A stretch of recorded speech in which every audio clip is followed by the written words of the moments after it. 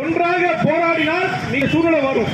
அதனால பொறுத்தவரையில திருத்த சட்டம் கொண்டு வந்தாலும் ஒன்றிய அரசு என்ன திருத்த சட்டம் கொண்டு வந்தாலும் திருத்த சட்டத்தால் ஒடுக்க முடியாது என்பதை மட்டும் தெளிவாக புரிந்து கொள்ளுங்கள். ஆகவே இந்த திருத்த சட்டத்தை தற்காலிகம் நிறுத்தி வைக்கிறோம். இதெல்லாம் ஒரு திருத்த சட்டம் ஒரு 30 சட்டத்தை கொண்டு வந்தாங்க. இந்த அந்த சொல்லிட்டு அதோட முடிச்சிட்டாங்க. வழக்கறிஞர்கள்ட்ட எந்த ஒரு கேள்வியும் கேட்கறது கிடையாது.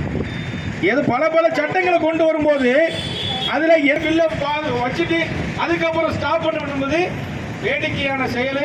அதை மற்ற பொதுமக்கள் வழக்கறிஞர் திருத்த சட்டத்தை நிறைவேற்ற வேண்டும் என்று கூறி எனக்கு வாய்ப்பளித்த சங்க நிர்வாகிகள், தோழர், வழக்கறிஞர்கள் அனைவருக்கும்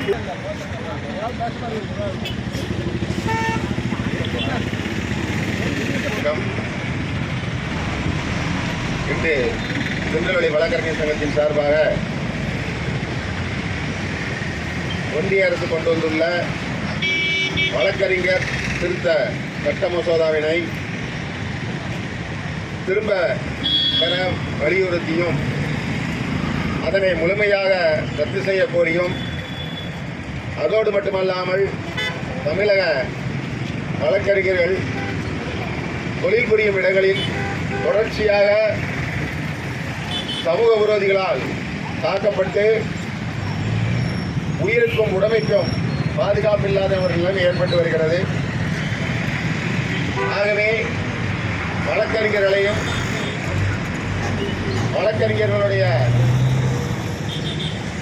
சட்ட பாதுகாப்பினையும் உறுதி செய்யும் வகையில் வழக்கறிஞர் பாதுகாப்பு சட்டத்தினை மத்திய மாநில அரசுகள் உடனடியாக அதனை இயற்றிட வலியுறுத்தியும்,